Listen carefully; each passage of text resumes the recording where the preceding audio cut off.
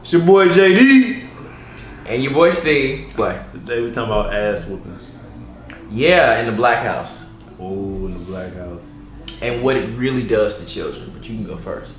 Oh, yeah, we did rap about this. Cool. Oh, we did? No, but we're going to elaborate. Because now we move on. We're good. Alright, so for me, I was semi a good kid. I didn't really get too many butt whoopings, but for the most part, I think they are beneficial. You know what I'm saying? But at the same time, I do understand that we passing down the same generational curse that the white man did to us. So basically, a whooping is to get somebody in line. It's effective to a certain extent. Some people abuse that power of authority, and I definitely whoop my kids' ass. Just believe that. When I was teaching, they lucky them kids didn't give me full range to whoop their ass. So some kids needed their ass whooped. You know what I'm saying? I'm sorry to say. What's your opinion, Steve?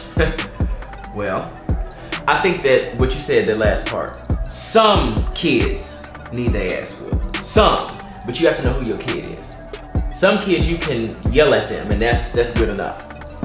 Some kids you can just give them a look and that'll scare them. And a lot of kids, all you gotta do is tell them that you disappointed in them. And that's punishment enough. You don't have to beat those kids.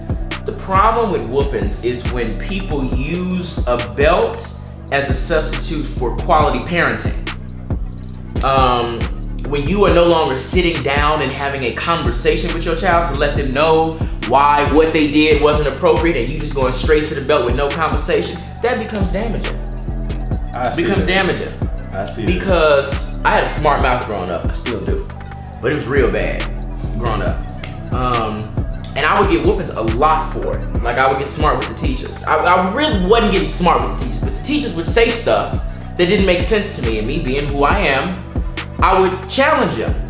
And they would call home, and my mama, because my mother was born in the 50s, she considered any kind of challenge to an adult to be disrespect. Yeah. So I would get a whooping for it. Never once did she ever talk to me and say, hey, it's okay to voice your opinion, it's okay to have your own view on things, but there's a way in which you go about speaking to somebody who is your elder. She never said that. I just got my ass whooped. What that made me think for a long time was that it wasn't okay for me to have a voice. It made me think it wasn't okay for me to speak out or have an opinion. So, in a lot of ways, I actually started to become a people pleaser. That's deep right there. Yeah. That's deep. Yeah. She never had a conversation. The belt did the talking, and that's when a whooping is not okay. Fully agree. But what about when you talk to the kid, you explain to the kid, you take the kid to the water, kid still don't drink. Does the ass whooping improve? Well, now, but now we're going to talk specifics though. Bruh. Take a kid to the water and they don't drink. So let's say, for example, you have a kid who acts out in any way. Let's say they steal. Because that's a cardinal sin in the Black House. You steal, that's a guaranteed ass whooping. That's guaranteed. But has anybody ever sat and talked to you or really tried to think about why you were stealing? Yeah, and then you still get your ass whooped. Right, but the thing is, a lot of the things that kids do that we did when we were kids, those were cries for attention. You act out because that's the only way somebody pays attention to you. For my brother, the only way, because my mother had him 18 years before I was born, so she was 18 at that time. So she was a kid herself. The only way she paid him any attention was when she was whooping his ass. So he would do things to get a whooping because that was the only way she paid him attention. Well, kids don't necessarily comprehend everything they doing. And so it's going to be the parent's case to be an adult and try to understand the kid. But for the most part, let's say you do have a person who's understanding, like me or you know what I'm saying? And we get it. And then we talk to the kid and we try to understand them. And then what if the kid's just naturally hard-headed? Some people are naturally hard-headed, but you whooping their ass ain't gonna change that. They'll be a hard-headed adult. But now, don't get me wrong. You come in the house and your kid, listen, if you come in the house and your child got the stove on and setting stuff on fire, that's different. Certain things warrant an ass whooping. I'm not saying it's not okay to whoop kids. I'm saying You have to know how to do it, when to do it, and why you're doing it. You know, my mother actually would talk to us while we was getting whoopings. Didn't I tell you about, and she was swearing down, I talked to you. Nobody can hear you in that moment. I can't hear you. So whatever message you're trying to get across is completely lost. And when I repeat the same behavior and get another whooping and you do the same thing, the talking in rhythm while you whooping my ass, and then I do it again and again and again and again, you just whooping over and over and over and over. So now you give me having flashbacks. I'm having flashbacks right now to the ass whoopings. You just getting your ass whooped. Oh my God, I remember my mama slapped me so hard one time. In your face? Oh yeah. I'm talking about like I was just chilling at the table and I was talking to her about something.